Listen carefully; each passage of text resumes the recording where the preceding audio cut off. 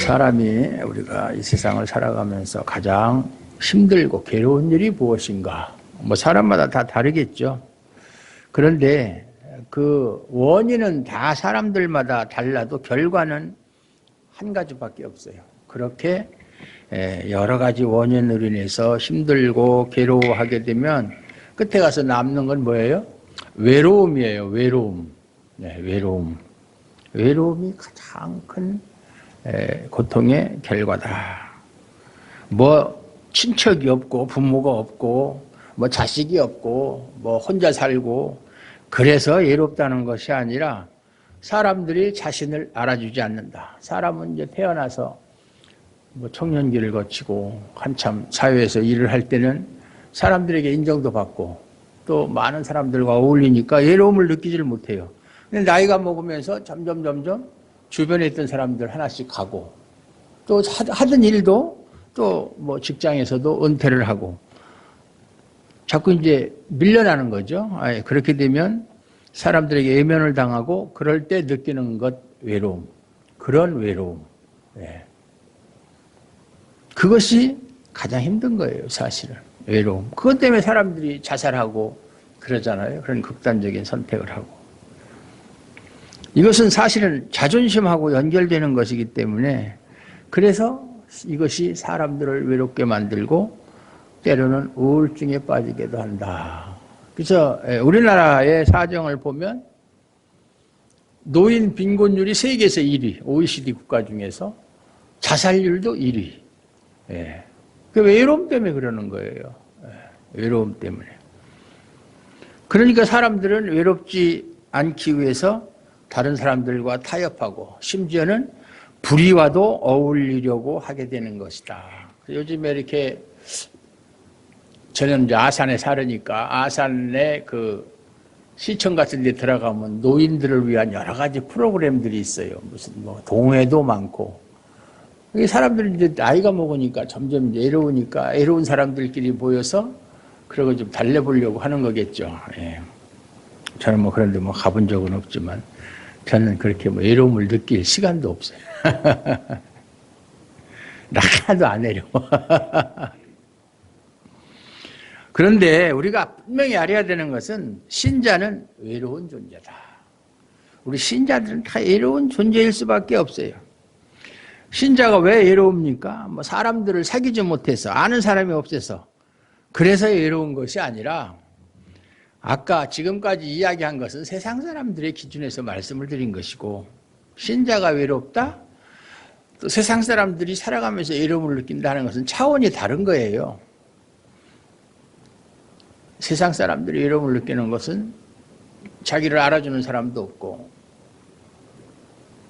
자존심을 내세울 만한 그런 이유도 없고 그래서 이제 소외감에서 오는 외로움이지만 신자의 외로움은 그런 외로움과는 다른 거예요. 왜 신자들이 외로우냐면 신자가 가는 길과 세상 사람들이 가는 길이 다를 수밖에 없기 때문에 다르기 때문에 신자들이 가는 길과 세상 사람들이 가는 길은 다른 길이에요. 그렇기 때문에 신자들은 세상 사람과 다른 길을 가기 때문에 당연히 고난을 당하게 되어 있다. 그 말이에요. 세상으로부터 외면받고 세상 사람들이 자기들이 가는 길을 우리는 따라가지 않고 다른 길을 가니까 우리를 무시하고 조롱하고 우리를 외면한다. 그러니까 외로울 수밖에 없어요. 오늘 본문을 보면 그러한 삶, 외로운 삶, 신자이기 때문에 외로운 삶을 살았던 사람에 대해서 이야기하고 있어요. 4절을 보면 하나님이 범죄한 천사들을 용서하지 아니하시고 지옥에 던져 어두운 구덩이에 두어 심판 때까지 지키게 하셨으며 그렇게 말하고 있어요. 그리고 5절을 보면은 옛 세상을 용서하지 아니하시고 오직 의를 전파하는 노아와 그 7 식구를 보존하시고 경건하지 아니한 자들의 세상에 홍수를 내리셨으며 노아의 홍수를 이야기하는 것이죠. 옛 세상은 뭐예요? 노아가 살았던 그 시대, 멸망하기 직전에 노아가 살았던 그 시대, 그 세상 그 세상을 하나님은 용서하지 않으셨다. 그리고 홍수로 심판하셨다. 창세기 6장에 보면 나와 있죠. 오직 의를 전파하는 노아와 그 가족만 구원하셨다. 전부 다 8식구죠. 자녀 셋, 또 그 자부들 셋, 또 노아와 노아의 부인 8식구 빼놓고는 다 하나님이 멸망시키셨다. 우리는 이 내용을 보면서 노아와 그 가족의 구원에 초점을 둘 것이 아니라 경건치 아니한 자들, 노아를 제외한, 노아의 식구를 제외한 경건치 아니한 자들의 세상에서 그런 사람들 가운데서 의를 전파하며 살았던 노아의 삶에 대해서 우리는 관심을 가지고 그것을 바라봐야 돼요. 아, 노아가 구원받았다. 다른 사람은 다 죽었는데 노아의 식구들만 구원받았네?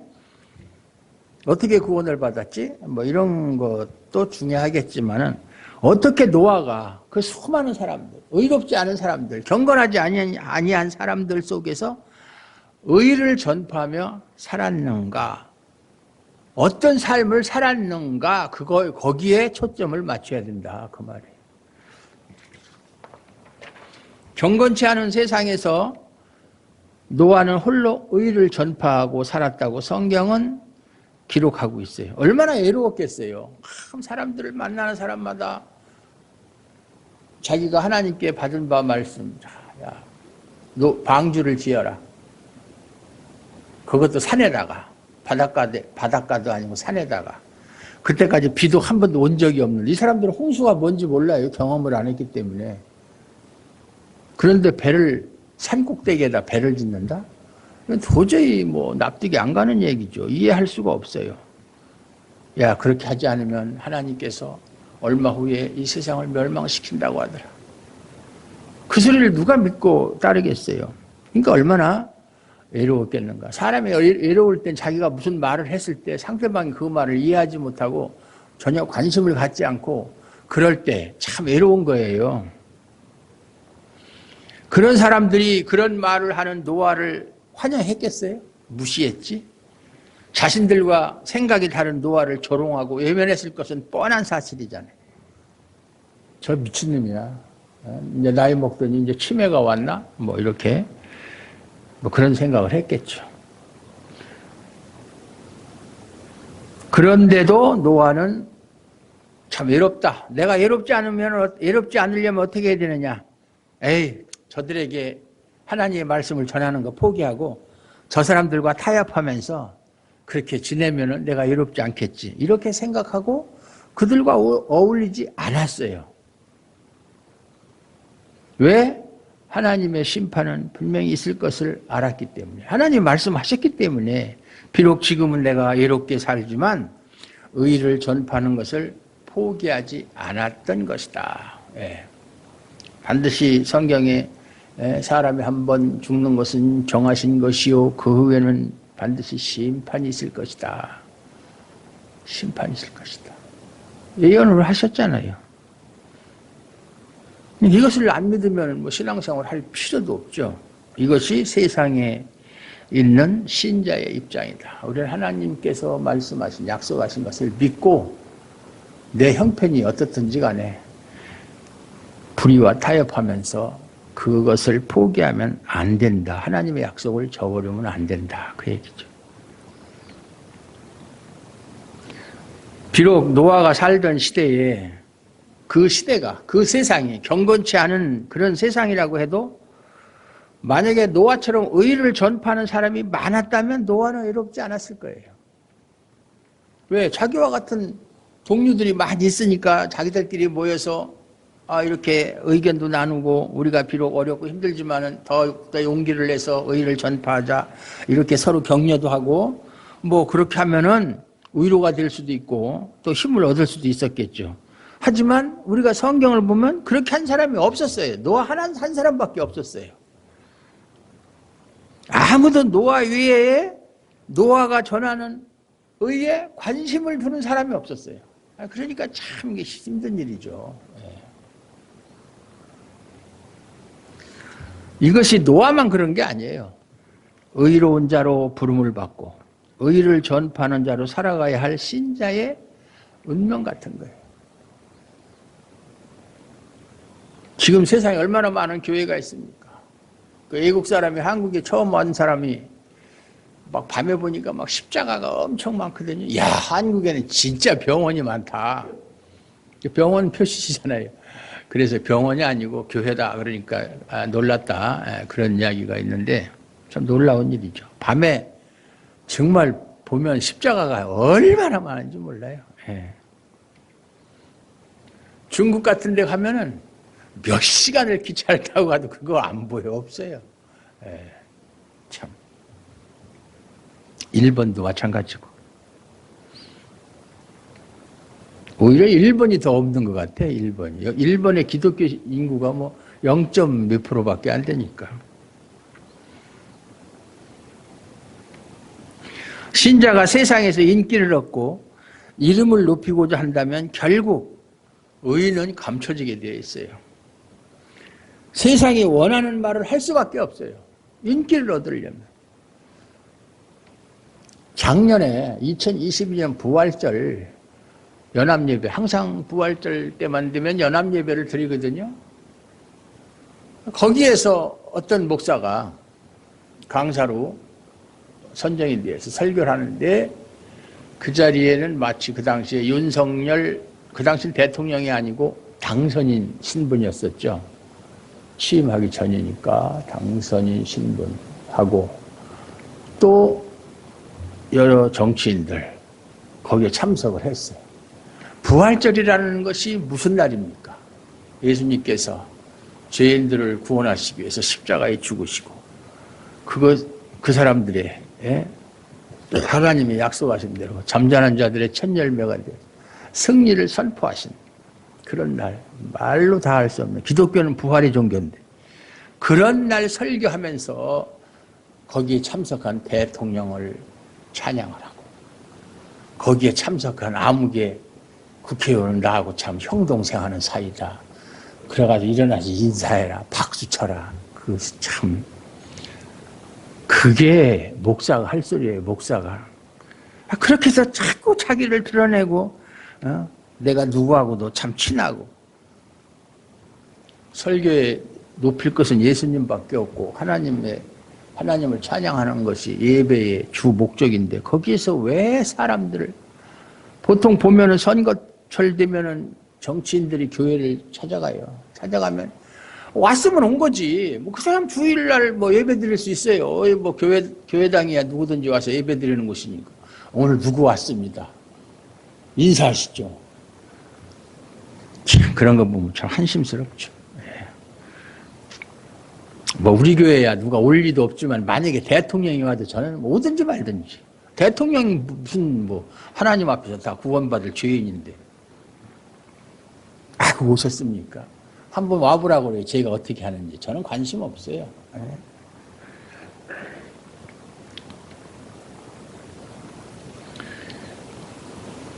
그러니까 이 신자들이 자꾸 세상에서 인기를 얻고 이름을 높이려고 한다면 결국 그의 삶은 의하고는 상관이 없어요.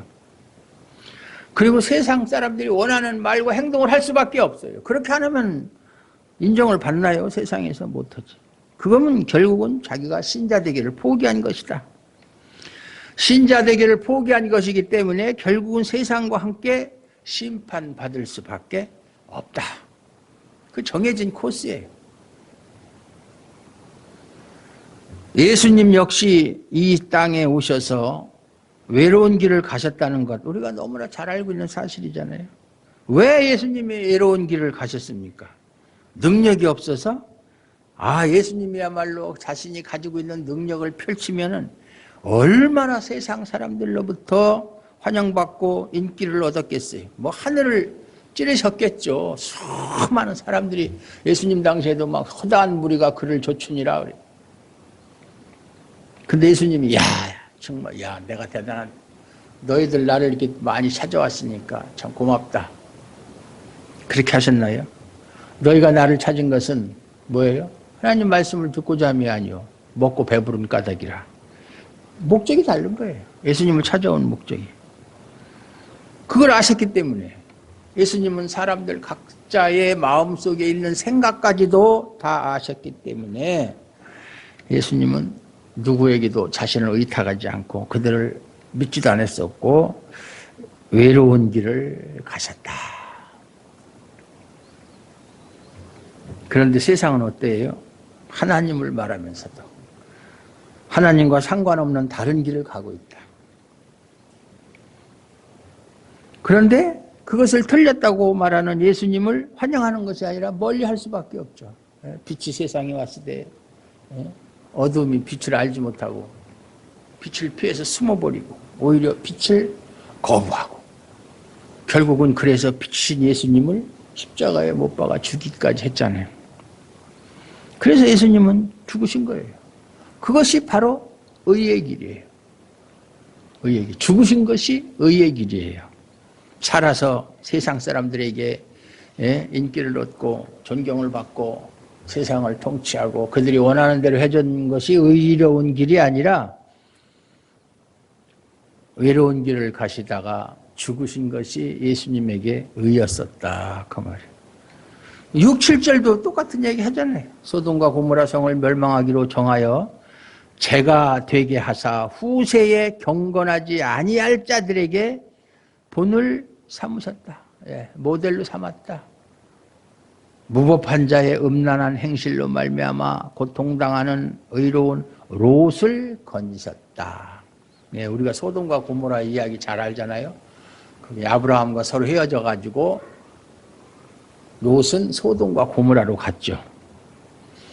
거기서 이제 사는데 가보니까 이 사람들이 완전 개판이라.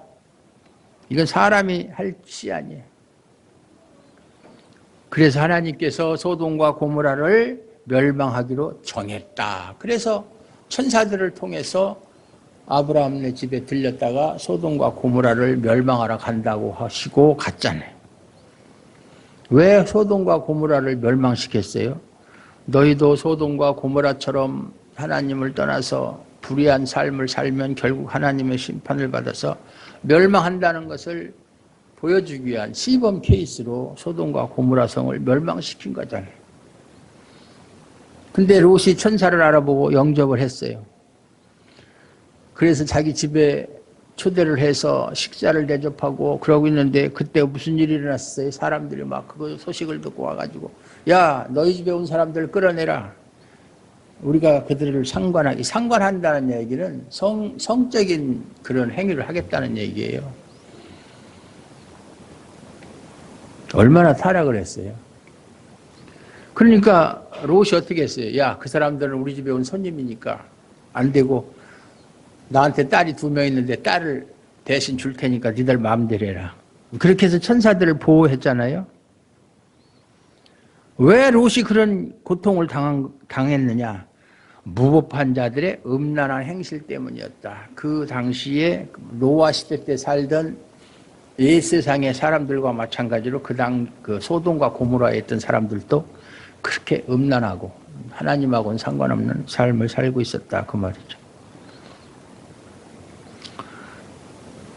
노아도 그렇고 롯도 그렇고 세상 속에서 신자가 의의 길을 가려면은 반드시 고통을 받게 되어 있는 것이 세상의 구조와 질서예요. 그걸 알아요. 그러니까 우리가 예수를 믿으면서 세상에서 인정받고 존경받고 사람들에게 환영을 받는다면 그 신앙에 문제가 있는 거예요. 그걸 아셔야 돼요. 왜? 그 사람은 세상 사람들과 똑같은 가치관과 똑같은 그런 삶을 산다는 얘기밖에 안 되는 거예요. 그런데도 설교를 들어보면 우리는 사람들에게 실력을 키우고 뭘 해가지고 사람들한테 인정을 받아야 된다, 뭐 해야 된다, 성공해야 하나님께 영광을 돌리는 것이다, 뭐 이런 소리들을 많이 하잖아요. 전혀 잘못된 소리예요. 인본주의적 설교죠. 그런데 문제는 신자들도 의로운 그런 삶을 살다 보면 세상에서 예면을 받고 따돌림 받으니까 그런 고통을 피하고자 한다. 왜 세상에서 내가 그렇게 살아야 되느냐? 사람들에게 외면당하는 것을 견디지를 못해요. 그래서 결국 자신의 자존심을 위에서 외면당하기보다는 세상이 알아주고 높여주는 길을 가는 거예요. 그리고 그것을 위해서는 당연히 의를 버릴 수밖에 없다. 그러니까 결론적으로 의를 따르면, 의의 길을 따라서 살면 세상에서 외면당할 수밖에 없어요. 그게 하나님의 법칙이에요, 법칙. 의를 따르면서 세상에서 존경을 받고 환영을 받는다? 성경에 그런 예가 없잖아요. 그런데 두 가지를 다 취하려고 한다 이 말이죠. 한 가지는 버려야죠. 사람들의 길을 즐겁게 해주고 마음에 드는 말을 함으로써 사람들을 자기 편으로 만들어야 자기가 외면당하지 않고 자신을 드러내며 살 수가 있다. 이것이 뭐예요? 타협이잖아요. 타협. 세상과 타협하는 것이고 진리를 포기하는 거예요. 유튜브에 들어가 보면 많은 설교가 있잖아요. 들어보면 거의다가 설교가 인본주의적인 설교. 하나님 중심의 설교가 아니고 인간 중심의 설교. 그러니까 결론은 뭐예요? 우리가 하나님께 복을 얻고 은혜를 입고 하나님께 인정을 받고 이 세상에서 성공하려면 우리가 하나님께 이렇게 해야 된다라고 가르치는 것이 인본주의 설교예요. 듣기는 좋아요. 그러니까 사람들이 막 조회수도 막 올라가고, 불과 설교한 지 한두 달밖에 안 됐는데 몇만, 몇십만 이렇게 조회수가 올라가고. 항상 제가 말해주면 다수가 진리는 아니거든요. 다수가 진리는. 교회에서도 그렇고 세상에서도 진리를 말하는 사람이 항상 다수였었어요. 아니죠. 갈릴레오처럼 지구를 둥글다 죽었잖아요. 그 사람이 다시 혼자서 떠들었죠. 나중에 알고 보니까 그게 진리였잖아요. 그걸 우리가 잘 분별을 해야 돼요. 그래서 예수님도 마태복음에 보면 좁은 길로 가라고 그랬잖아요. 생명으로 인도하는 문은 좁고 길이 협착하여 찾는 이가 적으며 멸망으로 인도하는 문은 크고 그 길이 넓어서 그리로 들어가는 자가 많다. 결국 진리편에 서는 사람은 숫자가 작다 그 말이죠. 멸망의 길을 가는 사람들이 많다 그 얘기잖아요. 신자가 생명을 바라보고 나아간다면 비록 그 길이 좁고 험한 길이라기도 거부하지 않아요. 결론이 나 있는데 넓은 길로 가다 멸망하겠어요? 좁은 길로 가다가 영생을 얻겠어요? 그건 물어보나 마나한 소리잖아요. 근데 당장 눈앞에 보이는 게 힘들고 어려우니까 포기한다 이 말이죠. 내가 가는 길이 나하고 같이 가는 사람, 동행하는 사람이 없을지라도 그 길이 생명의 길이라면 아무리 좁고 힘들어도 그거 개의치 말아야죠. 포기하면 안 되죠. 자신이 가는 길이 곧 진리의 길이며 생명임을 확실하게 믿는다면 뭘 두려워하고 망설이겠어요. 그냥 하나님께서 정해놓으신 목표를 향해서 나를 부르신 표대를 향해서 달려가면 되는 거잖아요. 그걸 못한다. 왜? 참을성이 없어서 그래. 인내가 부족해서. 당장 지금 곧 어려우면 포기하고 불평하고 원망하고 조금만 가면 끝이 있어요. 이 세상에 끝이 없는 게 없어요. 고통도 끝이 있고 행복도 끝이 있고 끝이 없는 게 어디 있어요. 다 끝이 있는데 잠깐인데. 어제도 우리 주변에 있는 목사들이 전화가 와요. 아유 목사님 새해 복 많이 받으세요. 그거 요새는 휴대폰으로 그것도 보내고. 우리 교인들은 하나도 이제 보낸 사람이 없지만 원래 그렇더라고요. 우리 교회 성도들은 목사한테 전혀 관심 없거든요. 근데 전 그게 좋아요. 관심 갖지 마세요. 부담스러우니까. 근데 이제 신학대하고는 동기생이라고 나이 차이가 많아요. 20살 차이 나는 저보다 20살 적은 동기생도 있고, 어제 전화 온 사람들은 뭐 한 15, 4살 이렇게 적은 사람들. 그래서 야, 건강 조심해라. 늦게 왔다고 늦게 가는 거 아니니까. 재작년에 저보다 뭐 한참 10살 이상 적은 사람들도 여러 명 죽었거든요. 그럼 가는 데는 순서가 없잖아요. 오는 건 순서가 있어. 그 불과 이 세상에 머무는 시간이 얼마 되겠어요? 잠깐인데. 그런데 왜 그 잠깐의 세상에서 참지를 못하고 진리를 갖다 포기하고 불의를 택하느냐 그 말이에요. 안타까운 거죠. 신자는 진리만을 바라보고 나아가는 거예요. 진리의 생명을 바쳐야 돼요. 포기하지 말아야 돼요. 비록 모든 사람이 반대하고 거부하고 외면한다고 해도 그 길이 진리의 길이라면 담대하게 눈치 보지 않고 걸어가야 된다. 네. 그래서 신자는 외롭지 않으려고 하면 안 돼요. 너무나 외롭다. 어떻게 하면 이 외로움에서 벗어날 수 있지?